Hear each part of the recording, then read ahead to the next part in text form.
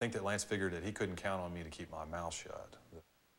So with these new and specific charges against Lance Armstrong, we turn to Richard Pound. He is the chairman of the World Anti-Doping Agency. He joins us on the telephone. Dick, the report in L'Équipe says that the French lab is going to send their positive, yet anonymous, but positive results to WADA, to the World Anti-Doping Agency. What do you know about that?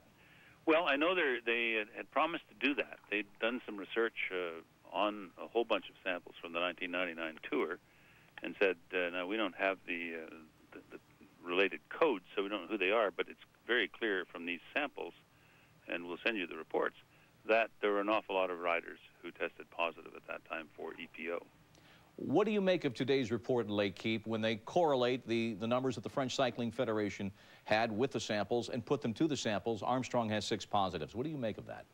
Well, that's, you know, assuming the documents are genuine, I think that creates a big problem for the Tour de France, for the International Cycling Union, and for Lance, who's one of the athletes involved.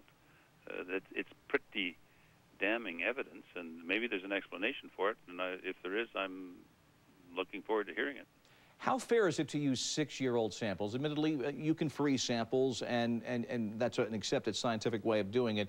But the A samples that were originally tested in '99 were used up. These were the B samples, apparently. Lance Armstrong has no recourse now to test and verify this and see if there's any fault in the testing. So how fair is all of this? I think it's eminently fair, and its fairness is really echoed in the fact that under the World Anti-Doping Code, which is now in force, there's an 8-year look-back period.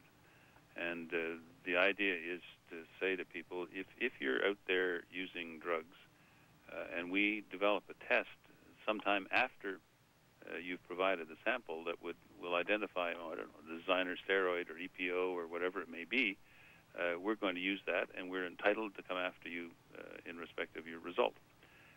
So that just when you know, by getting out of town alive doesn't mean that you've got away with it. But without a B sample, as it were, in the here and now for Armstrong to say, well, I can prove that I was clean in '99, but there's no sample to prove that. Can you reasonably expect the Tour de France or the Cycling Federation to take any sanction here? I don't know what they're going to do. I mean, it's got to be a problem for them, and they've got to recognize that it is a problem. For me, what's important is the message goes out to athletes that, look, you can run, but you can't hide. If our science gets good enough to detect things that are in use now and that we can't really test for the way we'd like to, like human growth hormone, for example, but we get a test later and we go back and analyze these samples, we can come after you and undo the result. Dick Pound of the World Anti-Doping Agency, thank you for joining us this evening. We appreciate it. Pleasure. Something here to Lance that Michael Wilbon, a very well-regarded sports columnist from the Washington Post, wrote the other day. Armstrong is so much more important than Rafael Palmeiro or Jason Giambi or, for that matter, Barry Bonds. People who have never even seen him perform have invested so much hope in his battles and his achievements. Usually these allegations are easily dismissed, like a tabloid story purporting an actress giving birth to an alien baby. But you have to wonder, given the times, if this latest report is going to shake folks' considerable faith in Armstrong, if only just a little. Right. Do you worry about that yourself? I certainly hope not. I mean, all I can do is come on this stage and tell my story and be honest and be open and honest. I've always done that. And if there's a following over the years, that's what they followed. They liked the person that was open and honest and shared his story and lived for other things other than the bike.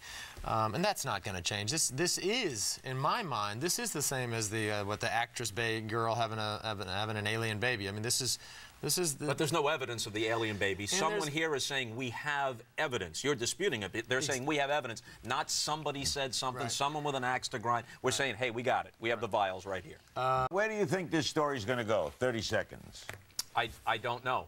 If there's additional evidence, disputed or not, I guess it's prolonged. If not, I guess it will fade away, or to some extent fade away. We'll have to wait and see. I'm not sure. He once again denied using performance-enhancing drugs. This after a report in a French sports daily alleging that the 7-time Tour de France winner used a blood-boosting medicine back in 1999. I've said it